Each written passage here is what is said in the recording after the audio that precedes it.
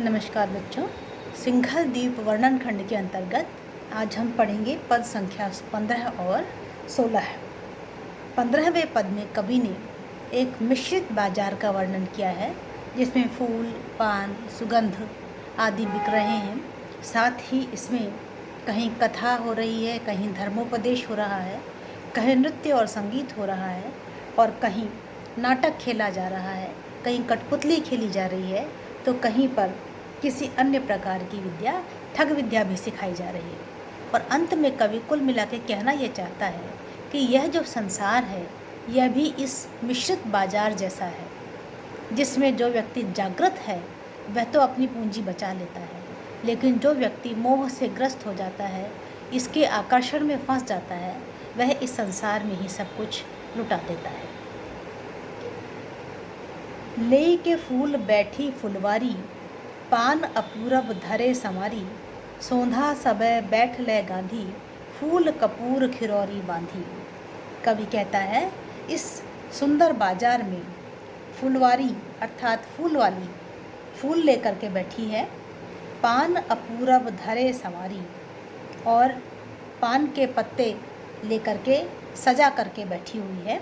सौंधा सबे बैठ ले गांधी, गांधी अर्थात गंधी, इत्र बेचने वाला, नाना प्रकार के सुगंधों को लेकर के बैठा हुआ है। फूल कपूर खिरौरी बांधी, और केवड़ा तथा कपूर के फूल लेकर के फूल वाले बैठे हैं, खिरौरी बांधी, और कहीं पर कत्थे की टिकिया लेकर के कोई बेचने के लिए बैठा हुआ है। कतहूँ पंडित पढ़हि पुरानो, कहीं पर पंडित पुराण का पाठ कर रहे हैं। धर्म पंथ करहि बखानू, और वे धर्म के मार्ग का बखान, उसकी व्याख्या कर रहे हैं। कतहूँ कथा कहे किछु कोई, और कहीं पर कोई और व्यक्ति किसी अन्य प्रकार की कहानी सुना रहा है, कथा सुना रहा है।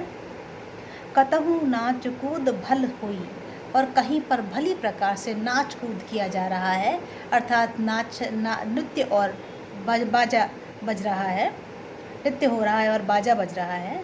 कतहु चिरहटा पंखी लावा, कहीं पर चिरहटा अर्थात बहेलिया अपने द्वारा पकड़ करके लाई हुई चिड़ियों का प्रदर्शन कर रहा है।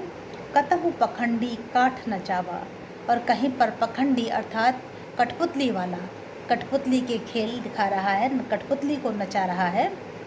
कतहु नाद शब्द होई भला, और कहीं पर नाद शब्द अर्थात सुंदर संगीत की स्वर लहरियाँ सुनाई पड़ रही हैं।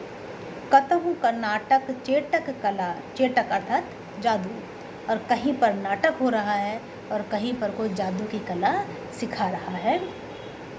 कतहु काहू ठग विद्या लाई, और कहीं पर कोई ठग विद्या सिखा रहा है।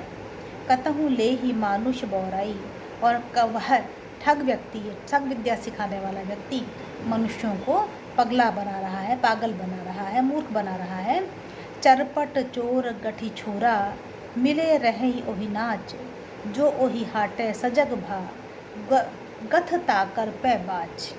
कवि यहाँ संकेत करता है, इशारा करता है, और समासोक्ति के माध्यम से ये कहना चाहता है कि जिस प्रकार से इस बाजार में चरपट चतुर, चोर, गठी छोरा, गिरहकट, मिले रहे ही ओही नाच, इस नाच बाजार में जिस प्रकार से ये चतुर चोर और आपकी गांठ से पैसे छीन लेने वाले चतुर लोग उपस्थित हैं, जो ओही हाटे सजगबा गत ताकर पैबाज, कि इस बाजार में जो सजग है केवल उसी की पूंजी बची हुई है, बाकी सब अपनी पूंजी इसमें गंवा करके आते हैं। तो कवि यहाँ समासोक्ति के माध्यम से ये कहना चाहता है कि संसार के इस मंच पर मिथ्या नाटक होते रहते हैं, और यहाँ आकर के जीवात्मा इस मिथ्या अभिनय के मध्य फंसी रहती है। जो जागृत हो जाता है वह इस मिथ्या नाटक से और इसके अभिनय से अपने आप को मुक्त कर लेता है और सच्ची आत्मा के रूप में स्थापित हो जाता है। अगला पद देखिए बच्चों। पुनि आए सिंघल गढ़ पासा, का बरनौ जनुलाग आकाशा, तरहि करनि बासुक के पीठी, ऊपर इंद्र लोक पर दीठी।